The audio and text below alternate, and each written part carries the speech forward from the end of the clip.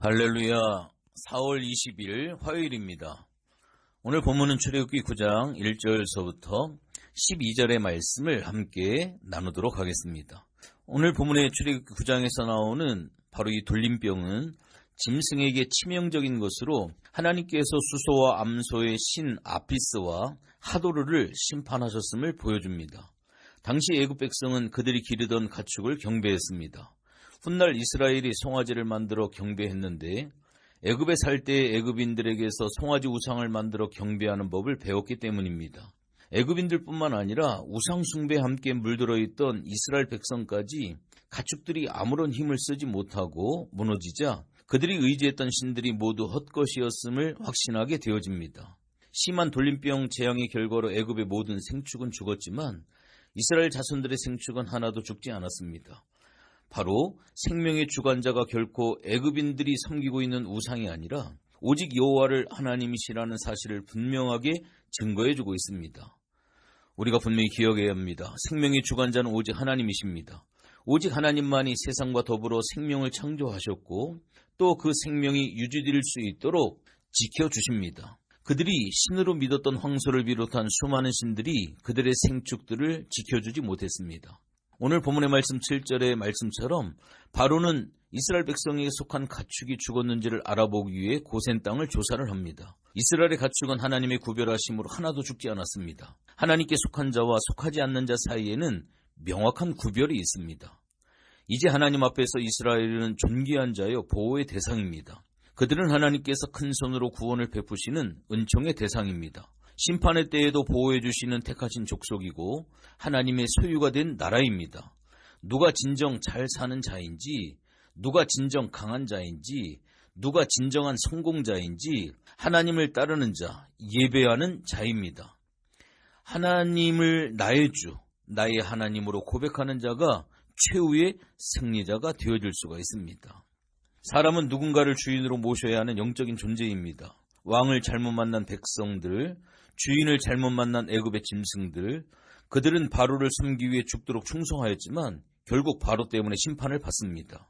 애굽의 가축들, 말, 나귀, 낙타, 소, 양들은 주인의 죄와 잘못된 신앙 때문에 모두 죽었습니다.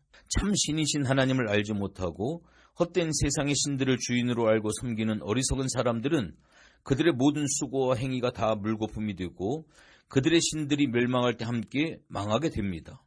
살아계신 하나님을 신앙하고 사랑하는 일이 얼마나 큰 복인지 다시 한번 깨닫게 되어집니다. 주인을 잘못 만난 육축들이 심판을 피할 수가 없는 것처럼 하나님을 만나지 못한 인생은 자신의 죄와 심판을 짊어지고 죄악된 세상을 스스로의 힘으로 살아야 합니다. 바로의 권력을 두려워하지 마시기 바랍니다. 애굽의 번성함을 흠모하지 마시기 바랍니다. 애굽에서 잘 되려고 생각도 하지 마시기 바랍니다.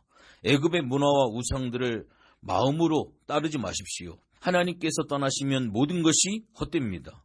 하나님 없는 삶은 허무한 인생이 되기 때문입니다. 이스라엘은 바로와 애굽 사람의 노예였었습니다. 그들에게서 정당한 대접을 받지 못하고 혹독한 노동력 착취와 멸시천대로 혹사당하고 살았습니다. 그러나 그들이 하나님을 선택하면서부터 이제 그들은 더 이상 노예가 아닙니다. 이제는 하나님께서 보장하시는 아들이요 상속자입니다.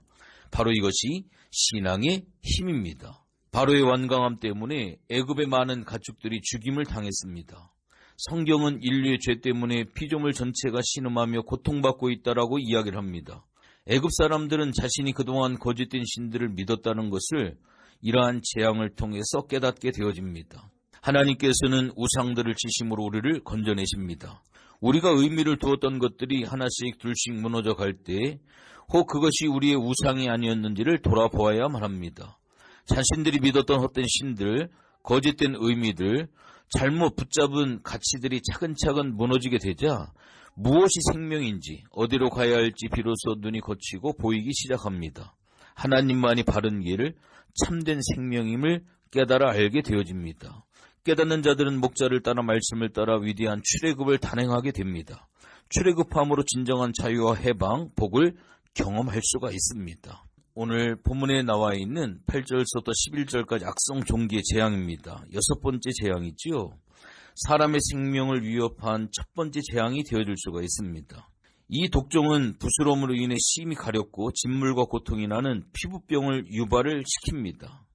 하나님께서는 모세에게 화덕의 제 두 움큼을 가지고 가서 바로의 눈앞에서 하늘을 향해 날리라고 오늘 본문 8절에 보면 이야기를 합니다. 화덕은 애굽인들의 사악한 신 티폰에게 제물을 드리는 제단이라고 하고 히브리인들이 고역을 치러했던 벽돌 가마라고 이야기를 합니다. 그것이 무엇이든 화덕의 죄는 애굽인들이 자행했던 죄의 잔재임이 틀림이 없습니다. 하나님께서는 죄의 소산을 통해 악성 종기 재앙을 내리심으로 인간은 자기 죄에 대해 반드시 심판을 받게 된다는 점을 명백히 하셨습니다. 악성 종기 재앙은 애굽의 요술사들조차 바로 앞에 나오지 못하게 했습니다. 하나님께서는 티폰을 심판하심으로 그들은 자기가 숭배하던 신들의 무력함을 깨닫게 되어집니다. 재앙은 범죄한 죄인들을 향하신 하나님의 경고의 메시지이자 죄인들을 돌이키게 하시려는 하나님의 채찍일 수가 있습니다. 그러므로 우리는 재앙을 만날 때 자신에게 허물이 있는지 돌아보고 하나님의 뜻이 어디에 있는지 분별하여 돌이켜야 합니다. 만일 우리가 재앙 앞에서도 목이 굳어져서 죄를 깨닫지 못하고 그 죄에서 돌이키지 않는다면 하나님께서는 더욱 무서운 재앙으로 우리를 항복시키실 것입니다. 죄는 우리들의 육체에 심각한 영향을 줍니다. 무서운 암과 같고 생명에 위협을 주는 바이러스와 같습니다. 죄는 우리의 심령을 무너지게 하고 썩게 합니다. 짐승에게 생겨난 심한 돌림병으로 애굽의 모든 가축들이 죽었습니다. 경고의 메시지를 들을 때 큰 재앙의 심판을 당할 때 마음을 완악하게 하여 피하지 마시기 바랍니다. 회개함으로 죄에 돌이키면 우리의 죄를 용서하시는 사죄의 은총을 반드시 우리에게 허락해 주십니다. 에레미야 29장 11절의 말씀 보면 여호와의 말씀이니라 너희를 향한 나의 생각은 내가 아나니 평안이요 재앙이 아니니라 너희에게 미래와 희망을 주는 것이니라 라고 말씀을 하고 있습니다. 결론적으로 말씀을 드립니다. 오늘 본문에 모세가 화덕의 죄를 날림으로 심한 악성 종기 재앙에 대해 애굽의 요술사들은 아무 손도 쓰지를 못합니다. 날로 악화되는 상황 속에서 바로는 계속 고집을 부리고 있지요. 바로는 하나님의 사람에게 내리신 은총도 보았고 자신에게 내리신 재앙도 보았습니다. 그러나 깨닫지 못하고 다시 마음이 완악해져서 하나님의 백성을 보내지 않습니다. 조건이 좋고 환경이 적합해서 행복한 사람은 많지 않습니다. 모두가 다 타락한 상황에서 태어났고 이 땅도 하나님의 구원을 기다리는 척박함과 황폐함이 있습니다. 부정보다는 긍정에 단점보다는 장점에 더 집중을 해야만 합니다. 연약함과 시행착오가 없이 인생을 배울 수가 없습니다. 다만 열린 마음, 성장에 대한 갈망, 그리고 언제나 배우려고 하는 열정이 있어야 합니다. 실수를 이해와 배려의 마음으로 받아들이고 상대를 섬기고 살리고 도와줘야 할 존귀한 존재로 인정한다면 우리의 삶은 구속사가 되어줄 수가 있습니다. 우리는 행복하기 위하여 사는 것이 아닌 구속사를 이루기 위하여 하나님의 나라의 건설을 위하여 산다라고 하는 분명한 사실을 오늘 이 아침에 다시 한번 여러분들의 가슴 속에 꼭 새기시기를 주님의 이름으로 부탁을 드리겠습니다. 기도하겠습니다. 하나님, 우리는 행복을 위하여 살아가는 것이 아닌 하나님께서 이 땅을 구원하시는 구속사를 이루기 위하여 하나님의 나라를 이 땅에 세우기 위하여 살아가는 복된 존재임을 오늘도 깨달을 수 있도록 도와주시옵소서.